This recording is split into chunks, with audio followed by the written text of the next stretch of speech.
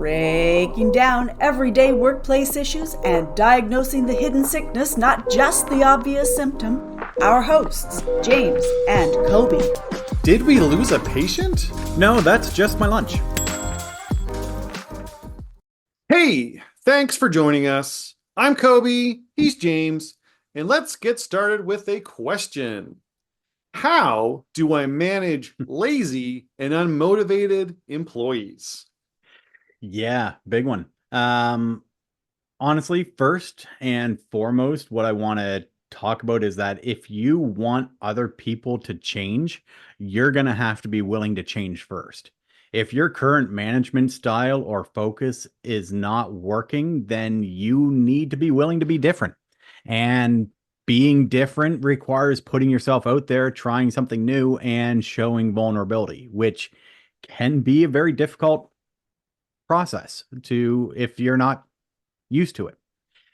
But on the question, lazy and unmotivated employees, honestly, I don't think most people are lazy. And personally, I don't think anyone is actually unmotivated.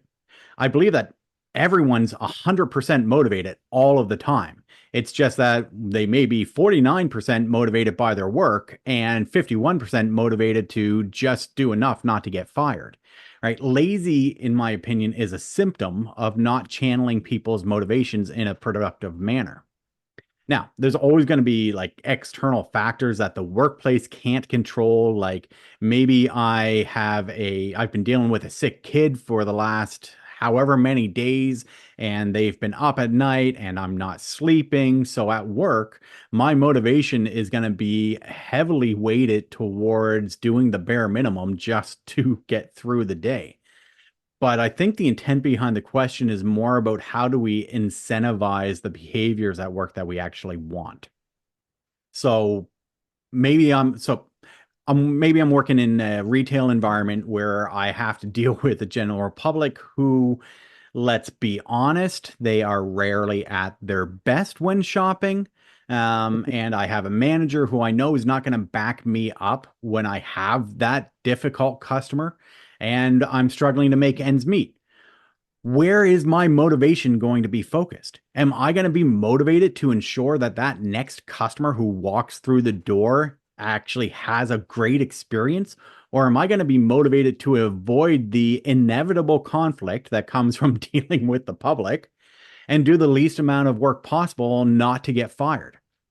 So I think in terms of our conversation over the next, 40 minutes or so, I think it would be valuable for us to look at not so much who is lazy and unmotivated, but how did we get here? What does it look like? And how do we fix it?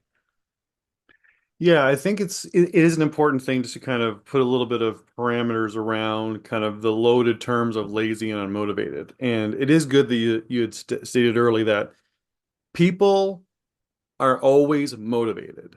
It's just the ratio of where their motivation is split between. Like, alarm clock goes off, you're always 100% motivated, and you may be only 20% motivated to get out of bed, and you're 80% motivated to hit the snooze button, so you hit the snooze button. So it's really more of a which competing motivation on your 100% scale is a higher percentage, then that's the action you take. So it's really not about people being unmotivated. It's just the undesired behavior tends to just have a higher percentage than the desired behavior. So it's a really important way for people to understand motivation. But also, I think it's that we might want to kind of break down again the loaded terms of lazy and unmotivated into kind of like a few different categories, so it's kind of clear who we're talking about, or sorry, what kind of behaviors we're talking about, and and what kind of behaviors are probably going to be not necessarily covered under this topic. But I think it might be helpful for us to kind of look at four different things real quick, which is what are complacent employees, what are toxic employees, what are fully disengaged employees, and kind of what are the quiet quitters. Because I mean, toxic employees is something unto itself, and we're not going to really kind of get into it. Like when behavior gets to the point of being kind of aggressive or being almost like just tearing the place down, creating stressful environments, conflict. Toxic behavior is not addressed through motivation.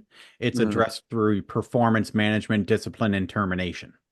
right? Absolutely. You Yeah. cannot allow those types of behaviors to fester in your workplace. I Yeah. mean, you're going to have to resolve the cause of those behaviors, Mhm. but it's really hard to pull an employee back who's gone full blown toxic. Yeah, and we've done an episode previously where we kind of dug into toxic behaviors a little bit. So, but that's really not going to be where our focus is. I think around the idea of kind of the complacency of employees, Yeah. and then it's probably going to be where the bulk of the conversation is going to hit. Like fully disengaged employees are people that are completely checked out, and it's something that where and how that impacts something that we probably will talk about. And then there's the folks that are kind of the quiet quitters, which are the idea of they're kind of doing the bare minimum of the job. They're doing as much of the job as they're required to do, but nothing above and beyond. And whether that is kind of the expectations of their coworkers that Mhm. everyone does that, whether it's kind of a active protesting that I'm not going to kill myself for this company that doesn't care about me, or they just are not sure how to give more because they don't have the right direction. That's something that we'll probably touch on. So I do think that, when we're going through kind of, we'll probably kind of keeping those three, the quiet quitters, the fully disengaged, the complacent in mind, will probably be helpful. Yeah, and I think a lot of, especially with complacency, I think a lot of people mistake laziness and complacency, Hmm. because the behaviors, the outcomes, or the how that looks on the outside, I think are very, very similar. Yeah, agreed. So I think so we'll jump into kind of the first thing you said, which is kind of how do we get here? And I think the first thing I want to mention on the how do you get here, on how do we get here, is really talking about how success is viewed and measured in your workplace. Like, what are the things that your workplace is prioritizing, and how are you developing your people? What are you preparing them for, and what are you expecting from them, either overtly or kind of through assumptions? But really, it's a matter of how is success measured? Yeah, and this is a big one for me because I've seen, I don't know if we want to jump right into story time. I mean, it's, but we and how so how success measured is not only about your performance management system, right? That's a big part of it, setting those expectations and letting people know how they are going to be successful in the role. So, but it's not only about those formal mechanisms. A lot of it has to do with our attitudes and the attitudes as managers that we allow to persist among our teams or in our workplaces, right? If there are unspoken norms or rules that people know, they can get away with doing the bare minimum and not having to really put any effort or try, and there's no consequences for that. And well, I can do whatever I want because Johnny's been in the job for 25 years and barely does a thing, and nobody says boo to him, so why would I be motivated to do any differently? Right. Right? Like there's a lot that comes from this element, and it's important to realize that yes, it's formal measurements of success, but it's often the bigger influencer tends to Mhm. be those informal pieces that we allow on a daily basis to kind of slip through without being challenged, that builds a tremendous amount of complacency in our teams. Yeah, I think a good example of this is when we talked about this in the podcast before, is kind of the difference between being busy and being productive, Yeah. right? The idea is that, when you're busy, you're using as much time as you can with the tasks that you have, spreading your tasks out over the day to fill your day. Whereas when you're productive, you're doing as many tasks as you can with the time that you have, maximizing your time to try and get a lot done. A lot of workplaces unintentionally reinforce busy, even though they'll say, no, no, we're performance focused. Formally, this is how we are. We are very productive. But it's the everyday casual interactions, unspoken expectations, or letting too many things slip that turns these workplaces into prioritizing busy. And a lot of it is, it's about the measurement for success is how long it sit at your desk, Yep. how, like again, it's those very time-based stuff, how long you were doing something, how long it took you to complete it. Those very time-based measurements tend to be kind of a common reality in workplaces that unintentionally prioritize being busy over being productive. Yeah, and I think just sharing a personal example, I mean, obviously before starting Roman 3, but in a previous role, the formal measurements of success were very outcome based, right? And the way the job was presented was very outcome based. You have these ambitious targets that need to be set, so do what you need to do to crush it, was kind of how things were framed from that formal performance management structure and incentivizing behaviors. And then the CEO would watch to make sure that everybody was at their desk at 8:30 in the morning and did not move from it until 5 o'clock at night, right? So even though we had this very outcome based um, formal process, and my job required me to be in and out of the office significantly, the informal structures and what was being reinforced on a daily basis was if you are not in at your desk until the minute your shift or the time is over, then you're not being productive. No, this is the common reality of performative expectations to look busy is what a lot of managers and leaders unintentionally reinforce and kind of creates this environment where people become more complacent or show on lazy or unmotivated behavior. And it's because and it's again it's this idea of putting on productivity theater, looking like you're working Yeah. because looking like you're working is weighted more than what you achieve. So then employees will take the path of least resistance and they'll do that. So it's one of those things where, that's one of those things that you need to take a hard look at kind of what your expectation is that you as a leader are reinforcing. Is it the performative expectation of people looking like they're working, or are you truly actually, you know, focused on the outcomes and it doesn't really matter what it looks like as long as the success at the end of the week or whatever like that is happening? Who cares what it looks like? You really need to kind of ask yourself that kind of hard question. I really like that term of performative theater or performance theater.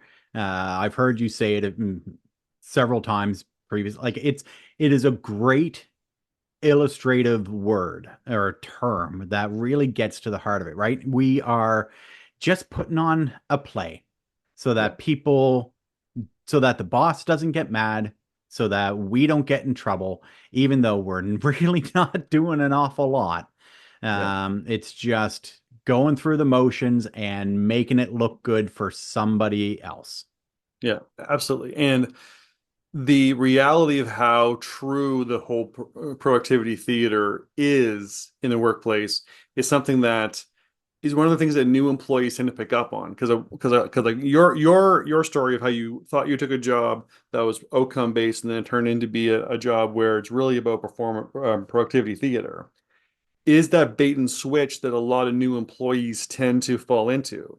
And we've seen this in our organizations that we've worked with, where sometimes their onboarding process, or sorry, the recruitment process and their onboarding is very much about, this is who we are, this is the brand, we're all about your success and your growth and your outcomes. And then when the employees get into the business, then it's almost like that tone doesn't carry into the everyday. And then the older employers are like, whatever they told you, that's a lie. Your managers are to get you. Everyone's out for themselves. There are no career goals. Keep your head down and don't rock the boat. Yeah. And that's the only way to survive here. And that bait and switch is another big reason of how a lot of people get here because people go into jobs usually with with great enthusiasm. They're in that honeymoon stage, wanting to try, this is going to be a fresh start for me. And then often it's their early experience that doesn't last, or sorry, that doesn't make that last. Well, you're right. There's so much there. I can know from myself, there has been a tremendous amount of excitement in starting something new, whether it's a new job, new project. Like Yeah. There's that honeymoon period, right? Hmm. Where people are excited and we can capitalize on the enthusiasm. And you're right, people do not tend to start a new job unmotivated, right? They get excited about the opportunity and what they can do or what the job will allow them to do, even if they're not necessarily excited about the job, right? Hmm. But that motivation, if you do not do something to reinforce that, to build upon it, if you just let it sit and idle Hmm. for the first 3 months, 6 months, however long, it's going to wane, right? That it's kind of how it's similar to how we talk about motivation from a company perspective in terms of connecting with the big picture ideal that the company is trying to change, right? We have this great mission statement that, we are out to change the world.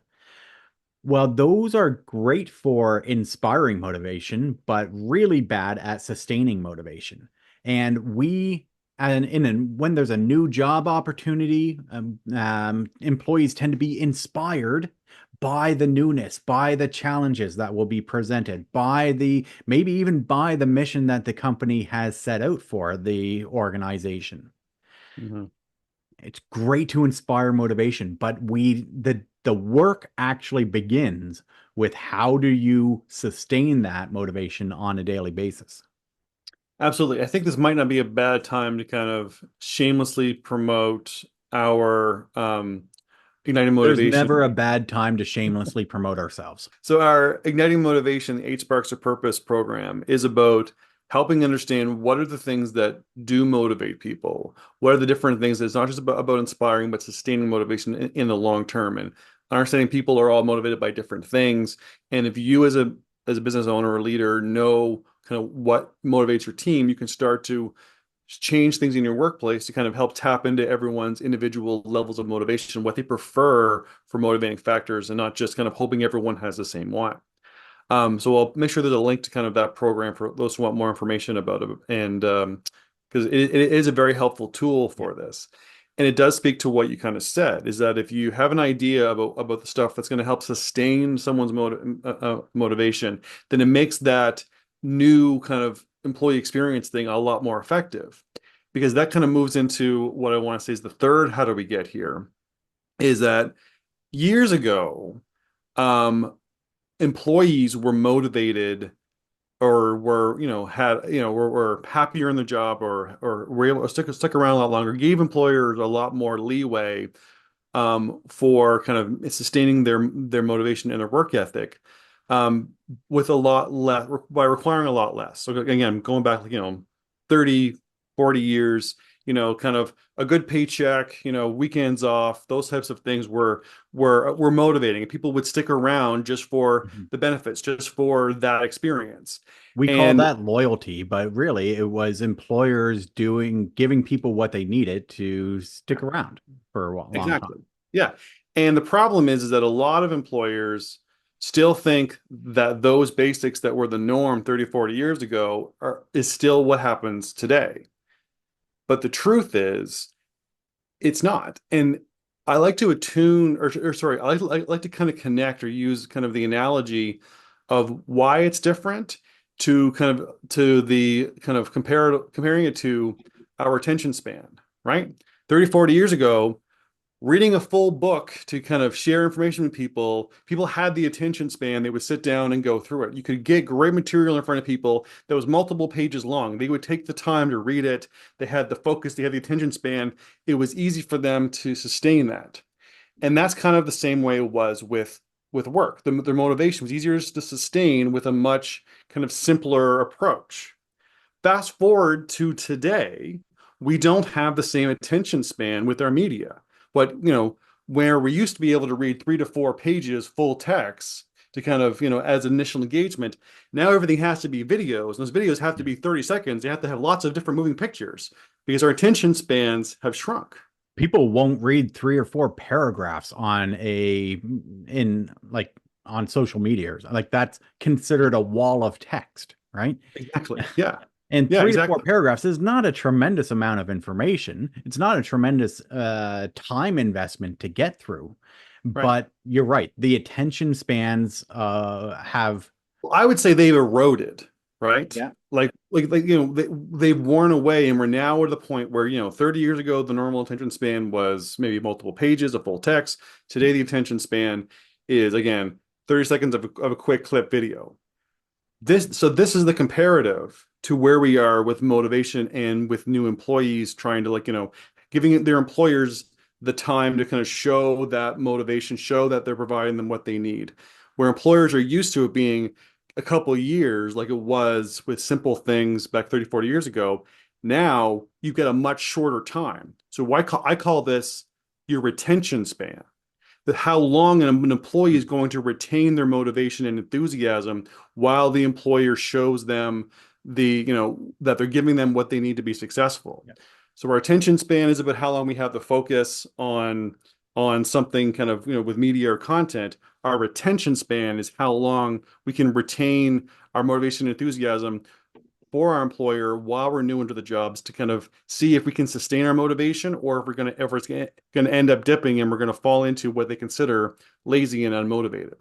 Yeah, and if you're doing nothing to incentivize people to, like, I mean, with the attention span analogy, we do things to incentivize people to actually get through content and, to listen to materials or watch videos or, whatever that medium is that you're using. Um, if you don't do that, people aren't going to have eyes on your content. Just like I like the analogy you use of the retention span, because people are coming into a new job motivated, Mhm. enthusiastic, maybe not super like, maybe the job is a difficult, very physical job, but it gives them the ability. They're excited about what it will allow them to do, whether that's they're motivated by being able to provide for their family, or motivated by the need to achieve, or whatever that personal motivation is. It's there. It's ready to be captured. But if you let it sit idle, then they are going to find that motivation elsewhere, Right. because people are always motivated. And if Hmm. you are not capturing that motivation and channeling it in your business to through for productivity purposes, they Yeah. will go elsewhere to find their motivation, and they will just go through the motions at work, and then on their own time, that's how they will find their sense of purpose. Yeah, and this whole idea of we have shorter retention spans now when we start a new job is why things like onboarding is so important.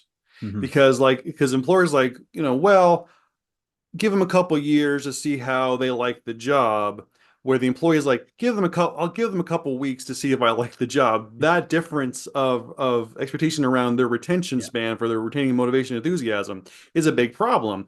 But if you're not really effectively onboarding people, then you're losing those critical few Yeah. weeks where, just like if you don't grab attention in that with that video for their attention span, you're wasting valuable seconds before they give up and they move on to something else. It's the same thing. You have to show them the value, the proof of your value proposition as an Yeah. employer. Make it real for them early on, so that way you're capturing their motivation and enthusiasm during their retention span timeline that they're going in. Again, we've seen studies from Gallup that kind of say, if there's not growth opportunities in the first couple of years, this and this and this. Well, yeah, maybe that's in some high level jobs, but for the average employee, it's not years, it's weeks, Months months, at maybe. best. Yeah. Yeah. So it's important to really understand, what are you doing to capture them and improve their work ethic and sustain their enthusiasm and motivation during their short retention span, is a vital question for every business to be asking. Yeah. And I'm glad that you brought up the topic of onboarding, because that's a great way to extend that retention span a bit. Mhm. But I need to be clear that orientation to the job does not constitute onboarding. right? A Right. checklist of, here are the things that you need to know on your first day. That's an orientation, right? The bare minimum of here's what you need to do to get along, to here's where the fire escapes are, and here's where you can go to find policies. Those are important pieces to let people know about, but that's an orientation activity. Onboarding is really a more involved, more intentional process of making sure that people are going to be successful in those first few months, right? Yeah. That they are connecting with the job, that they are fitting with the team, that they understand what the organizational culture is, that you are checking in with them as their manager. We did an episode. I'll make sure I put the episode in the show notes. It was one of our Q&A episodes. We talked about the difference between orientation, um, onboarding. It is something that is a great thing for people to be aware of. But I also realized again, this little bit of how we get there. A lot of it is about new employees, and you listening might be like, well, that's great for new employees, but how do I manage lazy and unmotivated employees that I have already that've been here for a long time? Yeah, Which is a fair question. So I absolutely. think we'll move on to the next thing you said, that kind of what does it look like? Hmm. And the best way for us to kind of talk about that is we got kind of three profiles that we kind of use for different types of kind of lazy and unmotivated behavior or complacent behavior or disengaged behavior, that sort of thing, which might help you kind of understand kind of where people are coming from, but also kind of help us kind of deconstruct kind of effective strategies when we get into the how do we fix it part. So the first type of lazy and unmotivated kind of behavior is a profile that we call the lifer. So this is somebody who's been doing the job for a long time, and honestly, they like the status quo. They don't really want things to change. They don't really want things to be different. They like being busy. They like the job where they can kind of come in and do and use as much time as possible for the tasks that they have. They don't want things to change up on them. They're comfortable where they are. And this is the kind of employee that often, is again often a more senior employee. They've been around for a Hmm. long time and they've kind of worked themselves into a comfortable niche, but they're prioritizing their comfort. And they're someone that, you as a manager almost feel bad asking them to work better, work harder because they've been around for a long time, which is a weird thing, but it is very Yeah. common. Yes, the lifer can be a challenging type of profile when it comes to this kind of And issue. the lifer is a big, um, I won't say roadblock, but certainly they can slow things down when you're trying to do anything new, right? Because they protect their comfort zone. Mhm. They what can be really damaging is if you have a lifer who's also a fairly charismatic person, Mhm. because then they can start to infect your new employees, right? To your example previously, we're talking about, the bait and switch idea with a new employee coming in and then kind of getting connected with some of these more senior employees who tell them the real way that the business operates. Yeah. Those lifers can do a lot of damage Mhm. to enthusiasm and motivation early on for a new employee. Yeah. Well, one thing that's funny in a sense is that, and we advocate when we're working with clients about the power of mentoring. Yep. Mentoring new employees and kind of mentoring, potential leaders, kind of building those support systems in place. And it's tough when you're prioritizing that, but you're not realizing that who you're putting new employees with are these lifers that are actually kind of killing the motivation. They're completely undermining the whole mentoring program. So sometimes there's a bit of quality control that has to go into Yeah. to effective mentoring programs because it is Well, a yeah, I'm laughing because this kind of spans a couple different of the profiles, and you know where I'm going with this. yeah, I do. Very, very early on in my career, I remember getting pulled in on a disciplinary meeting, and the manager who pulled me in, really wanted me to succeed, wanted to, correct what they saw as undesirable behaviors, and pointed to a coworker of mine and said, you need to, emulate this person. And he was a long-term employee, he was a lifer, wonderful person. However, from a guidance and mentorship standpoint, uh, probably not the person who you want new employees to be emulating, because I'm giving away one of the future profiles, but he knew how to game the system. He Mhm. was a professional. He had everyone look to him as the standard for what an employee should be, but I have never met somebody in my life who was better at skirting rules and doing what he needed to and just gaming the system than this person. And phenomenal human being, love the man to death. Probably shouldn't have been a person that I was told to emulate. Well, yeah, and it's funny because you've definitely told the story. I know the story quite well after you Yeah. told it so many times. But like the person that was mentoring you was probably the poster child for someone who's lazy and unmotivated, but only his coworkers knew that. Yeah. Managers thought he was the pinnacle of work because he was so good at playing the game, right? And so again, I learned a cautionary. lot from that man. So And cautionary I tales of it, but not so much about productivity, but I learned a lot from that man. but again, the key, the probably the Oscar goes to him for a productivity theater piece, right? Oh yeah. Um, yeah, but one of the things that how employees kind of get this way is kind of going back to when we talked about measuring success by time Yeah. and not by actual performance or actual outcomes. It's the idea of prioritizing performative expectations around looking busy. And the looking busy, the time spent at work, the time spent punching the clock, time spent at your desk is what success looks like. Lets the lifer thrive.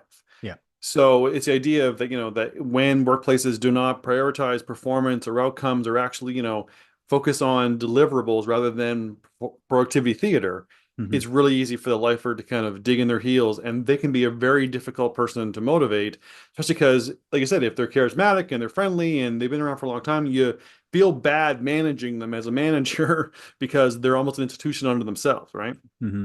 And I mean, it comes from a lot of different places. Like I was gonna go with one of the statements I was gonna put out there is that, this happens when you don't provide training or development or professional development to people. Hmm. But that's not actually entirely true, because you can provide training opportunities to people.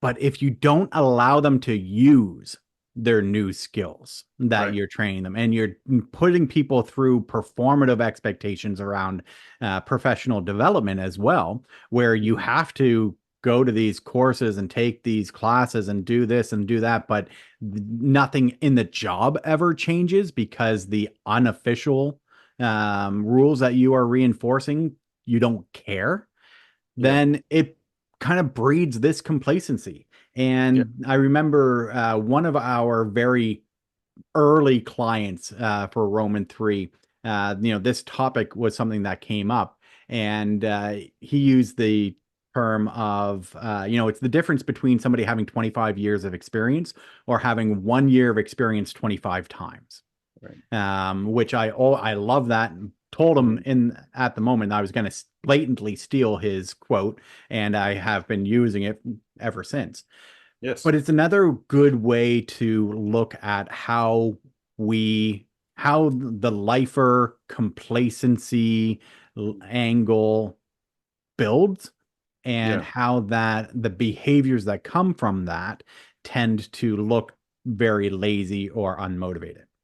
No, that's good. That's really good. All right. So the second profile that we'll talk about is what we call the confused. Now, the confused is a worker who keeps seeing change happen or priorities shifting and never really fully knows what's going on. They kind of feel in the dark on stuff and they may take a bit of time trying to fully understand a change or a new initiative or kind of really anything. They may, and so they're always feeling like they're behind the eight ball.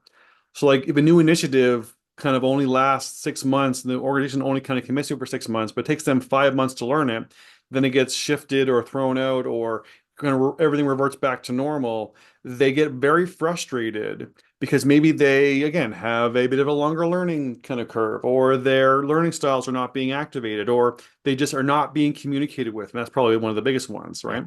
So what they do is, with the confused, will resort to dragging their feet or doing the bare minimum because they don't know why things are happening. They don't feel they're given the proper time to do anything with them. They're not invested in the change because they just know it's going to go back to the way it was.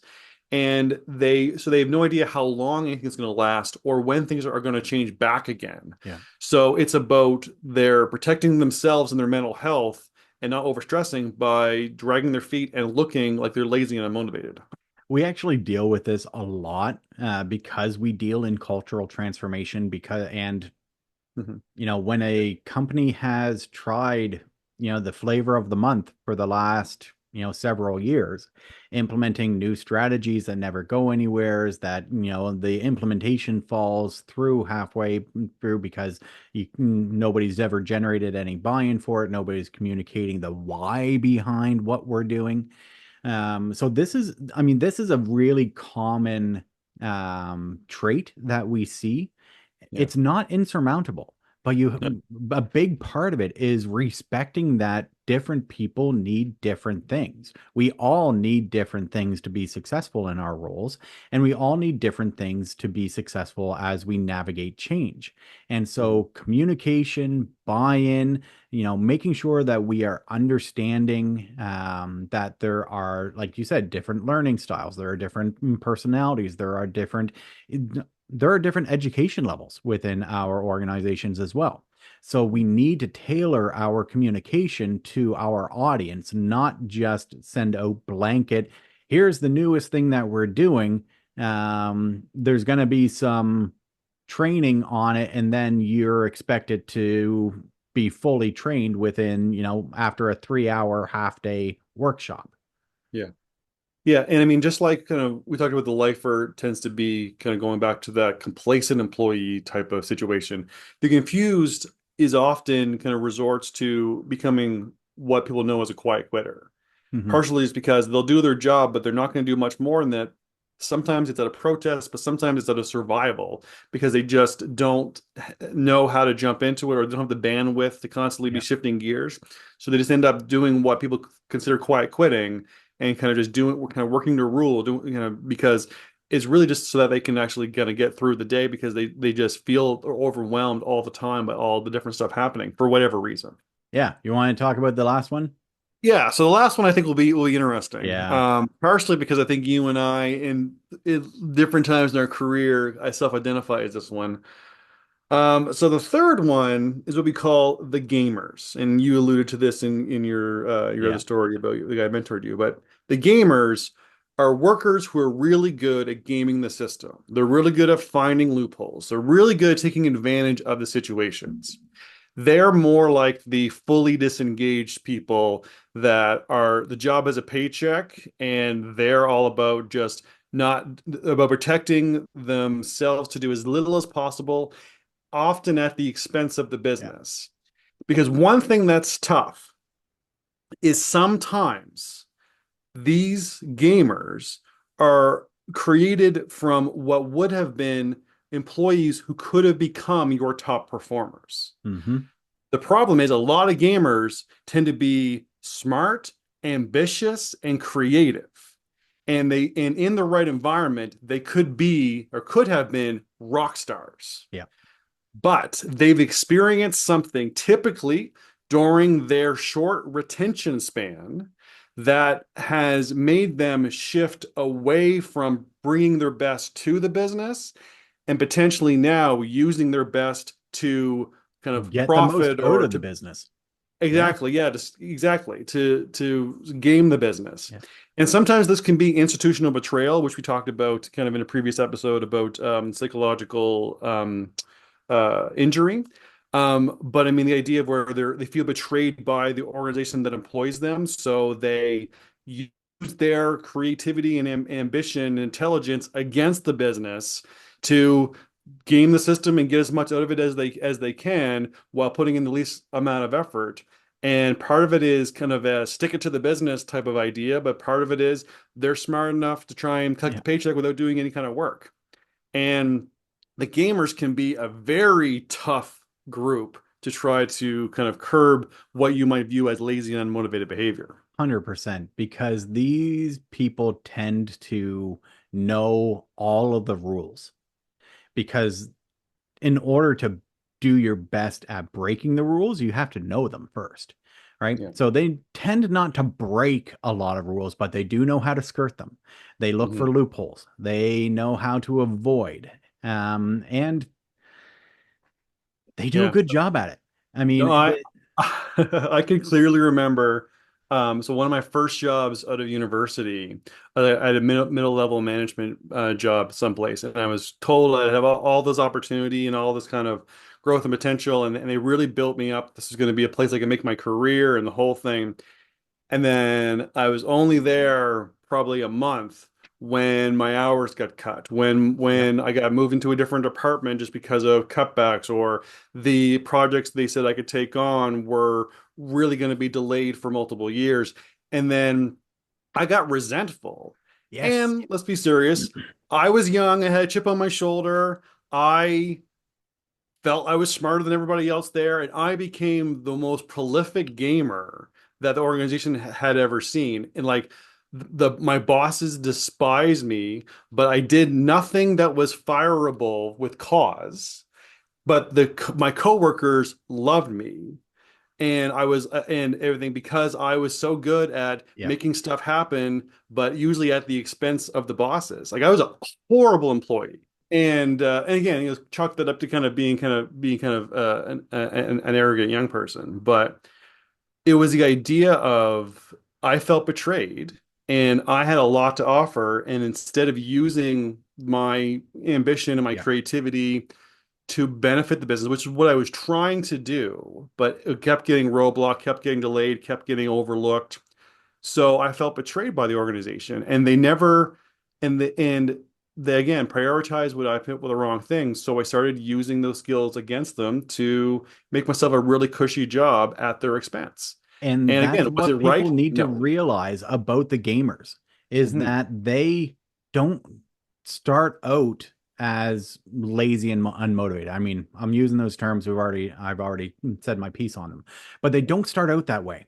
They tend No. to be very high achieving or very ambitious or very like they're people who, if you could channel that properly, are Hmm. going to have a tremendous positive impact on your business.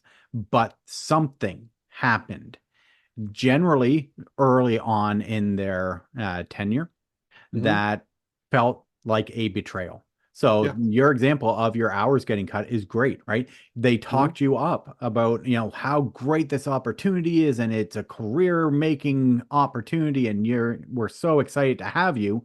And then they turn around and betray that trust by cutting your hours, Yeah. right? What does a smart I don't want to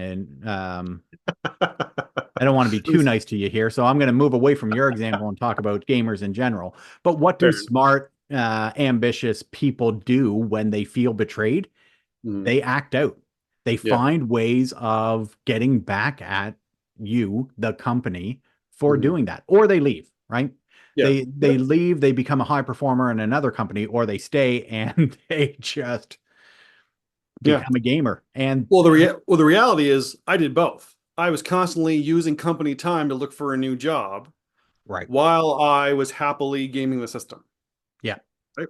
And that's probably what a lot of gamers in companies are doing, right? It's the using the time to game the system is how it is. Anyway, now no more discretion stories of my misspent youth, but let's actually talk about kind of how do we fix it. right, And I think that it's going to be really important to kind of talk about.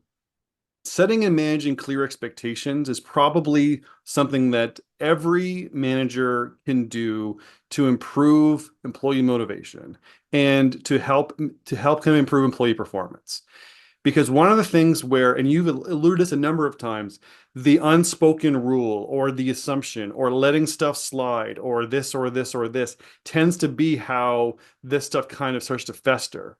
But if we have clear expectations, if we can, if employers say that what success looks like, how it's going to be measured, and it's very clear what they want of them, and but also how they're going to help them achieve it, Yeah. And then that's why? exactly. And why? That type of clear expectations going beyond, just wanting you to look like you're working, here's what success looks like, everything like that, is powerful. It sounds simple. It's not simple for implementation. It It's takes simple, it's strategy. not easy. There you go. But it can be a really effective thing that you can do to manage what you feel are lazy and unmotivated employees. Yeah. And so we've talked setting and managing expectations frequently because it is one of the most powerful and fundamental management skills that you can learn. Yeah. But setting and managing expectations isn't just about stating what you expect. That obviously is an important aspect of it. Mhm.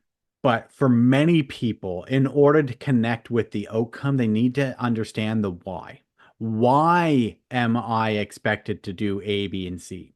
If it's merely because this is the way we've done it for the last 30 years, that is rarely going to be a good enough explanation to get somebody on board.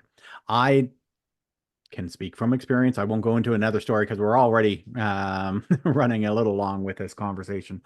But please, if you're trying to, if you, there's one thing that you take from this around the setting and managing expectations, it's do not neglect letting people know why these expectations are in place. How are these expectations actually going to help not just the company? Because honestly, if you consider them lazy and unmotivated, talking about how it's going to help the share price is the worst why you could possibly give them, right? But why is it going to help the team be better? Why is it going to help them be better? Why is it going to help, the store, the location, the department? You need to connect that why to them. Absolutely. And so that's kind of the first piece of advice. Second piece of advice is really looking at, a much bigger initiative, which is going to be about doing a bit of a cultural transformation towards effectively measuring performance. Hmm. Right. It's about being able to kind of provide people with kind of the clear expectations, going back to that, but about what success will look like and how can we optimize our people.